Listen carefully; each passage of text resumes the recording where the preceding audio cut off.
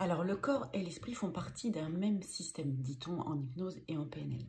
Alors, joli présupposé, mais alors, comment est-ce qu'on peut prouver ça? Alors déjà, je pense qu'on a tous vécu un moment un petit peu stressant, genre avant de passer un permis de conduire, avant de passer un examen.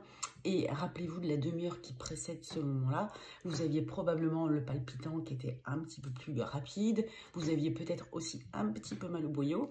Bref, donc ça veut bien dire que quand on a un processus interne qui est anxieux, ça interagit sur le corps. Donc déjà, première preuve. Mais ça joue aussi, ça va plus loin, ça joue aussi sur la corporalité, sur la manière dont on va se tenir. Essayez par exemple ce petit exercice. Refermez les épaules, baissez la tête, voilà, ayez une mine triste et dites-vous que vous êtes heureux. Hein, vous voyez, un peu comme Droopy, I'm happy, alors que en fait on a une posture qui est complètement à l'inverse de ce qu'on dit. Et de la même manière, si vous déployez les épaules et que vous collez un sourire sur votre face, c'est compliqué de dire qu'on n'est pas du tout de bonne humeur, qu'on est complètement déprimé quand on a cette posture-là.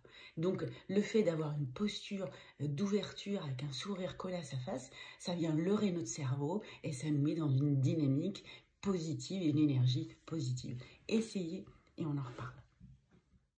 Pour la petite histoire, je lisais récemment que dans certaines maisons de repos qui accueillent des personnes dépressives, ils leur font faire un exercice que je trouve assez pertinent. En fait, ils leur font mettre les mains comme ça sur une table, ils mettent un stylo et ils leur demandent d'attraper le stylo avec la bouche sans céder des mains. Et alors là, pour le coup, ça fait quelque chose d'assez étonnant.